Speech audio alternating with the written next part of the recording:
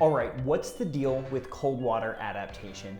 Now, this is a lesson that I think a lot of triathletes learn the hard way at least once. I think for us, that was at Indian Wells 70.3 in 2018, when the water temperature, according to race officials, was 55 or 56 degrees. Now, realistically, it was probably actually even a little colder than that. That is very, very cold as far as swimming goes. And one of the big things there, we were not able to do a warm-up swim before or even the day before. So how do you prepare for water that cold, especially when you can't do a warm-up swim? There are lots of studies out there, and I'm gonna link a few in the description of this video that actually that show the physical benefits of cold water adaptation. Now basically you can make the shock to your body less if you do full body. You don't have to do head immersion over the course of weeks or months leading up to whatever the event is. So if you know you have a cold swim like Indian Wells 70.3 coming up, give yourself a chance to get in very cold water at least a couple of times a week, or at least once or twice in the week leading up to the race.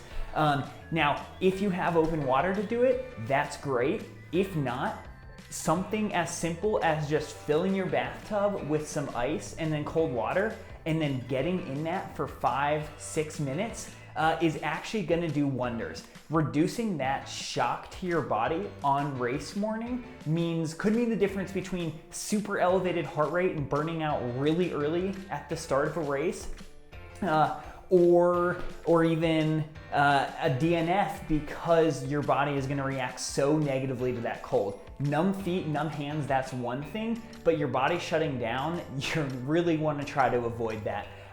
If you do have the option to swim before a race, what Summer and I have found is that we really like getting in the water, doing a light swim without our wetsuits, even if we know it's gonna be wetsuit legal. So we did that at Santa Cruz in about 60-degree water, and then I did it at Waco, which was about 64-degree water. So just getting in when you're cold like that, then you know the next morning on race day that, hey, I've been in colder and I survived. So find some water, find some cold water, submerge yourself in that water, and I promise you, you will feel a lot better when it comes to race morning.